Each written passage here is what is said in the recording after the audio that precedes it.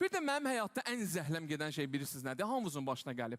O analarımızın bizi kiminləsə müqayisə eləməyi var. Görsən filan kəsin oğlunu. Görsən qonşunun oğlunu. Onlar da sənə kimi adamdır da. Özü elə adamla səni müqayisə edir ki, nəsildə özünü heç bir adam sıxışdırmaz onu eləməyə. Bu qaqaş eləyir onu. Fərhadın oğlunu. İş sahibidir, getmirsən sən də tullab düşürsən.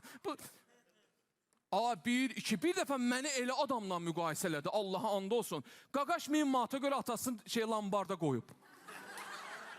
Oyla mənə müqayisə elədi bu. Bir dəfə də nəsə olur da belə şeylər. Bir dəfə, iki dəfə.